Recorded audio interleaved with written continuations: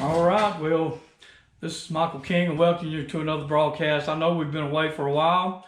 We've had a lot going on. I mean, a lot going on, different things. But what we have here today is kind of unusual. I'm going to be discussing two different things. The first thing is I took in a 2006 Ford Expedition 4R75 that was experiencing slipping no third gear, and what they've used this for, it was a one-owner car. The owner picked this up and he uses it in his a logging expedition. He goes out and he surveys property with this vehicle. It's off-road and it carries 4 men. And so, but anyway, he came up with this. He wasn't driving it, but one of his employees was driving it. And it came back with no third gear. And so we know the direct drum, they have serious issues with those. They like to blow the top of the snap ring groove out. And also they like to blow the bottom of the drum apart. And I have seen that several times where the drum will be cracked, but it'd be very visible. Now this one was, it was low on fluid.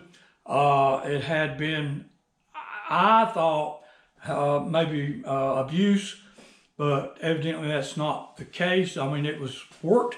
It was a work vehicle and it was worked, but it wasn't bad enough to cause this. So what I did, I overhauled the transmission, and of course I've done many of 4R70s, AODEs, AOD transmissions over my 40-year period of doing this. And so I always check this drum. I always check it. I do a visual inspection, and generally you can find the crack. If it's got a crack, you can find it. Won't even have to. But this, I loaded it, rebuilt the drum, loaded it, put it on the output shaft. Of course, you know, the support, the output shaft and sealing rings, and air check it that way. Thud, air check good. Reinstalled it into the vehicle.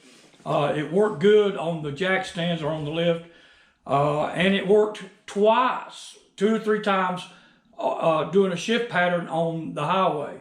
And after the second or third shift, it just slowly losing third gear. So I bring it back into the shop, and I check and make sure that the cutback valve, the AFL valve is good. I always put a superior kit in these transmission valve bodies, change out the boost valve, the AFL valve, and change some of the valve timing, and drill the plate to a medium. I go in between the heavy duty and the street version of it. So that's where I put that. So anyway, I go through and I check, make sure the solenoid, I've seen a bad solenoid, leaking solenoid, do the same thing. And so I changed out the solenoids, go through the valve body, I found one little chip of metal in the process. So, well, I didn't know. So put it back together, shift good on the stand cold, put it on the road, it shifted 1 time. This time it shifted 1 time through the gears, lost third gear, pulled it back in, disassemble it. And so what I did is I took, and I'm going to show you, I've got the little clip you're going to see.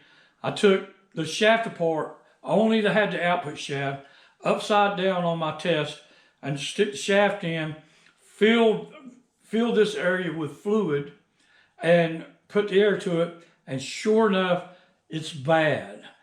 But in this instance right here, you could air check it, and it sounded great. It sounded great. We reinstalled it, and after rebuild, and on the lift, it had 3/4 shift. It had several times. Topped it off with fluid, put it on the road. It worked 1 time, and it just fell apart. And I said, man, it started slipping bad in third gear. So anyway, I brought it in. I pulled the valve body. I could not find anything wrong. And I said, well, let's down it. I said, it's going to be internal. And look here. You see that? Air leaking around the wells. And I've seen these that bad, but they come apart. I mean, I've seen them where, you know, they actually come apart, separate a little bit. And in this instance, I had taken a magnifying glass and put on it and didn't see any. But now I want to add this step when I rebuild these and just check that weld there on the bench.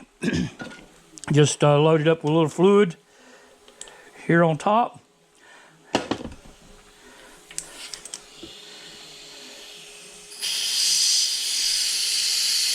And I'm barely cracking the air. You see, it's leaking pretty bad, isn't it?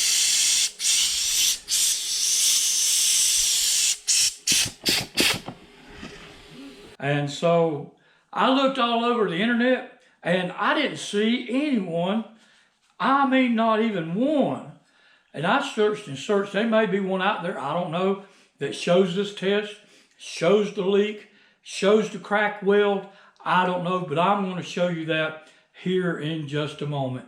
And so, may you enjoy the video. Maybe it'll help somebody down the road. And from now on, you know, I have seen that, and I've seen them crack, but it's always been visual. I've always been able to see the weld crack, and I've always been able to determine that before you put it in. But this time, it snicked and bit me. So may the Lord bless you. Be sure to hit the subscribe, amen, the comments, and the other buttons, amen, the like, and all that, share. And may the Lord bless you. Until the next time, may the Lord bless you.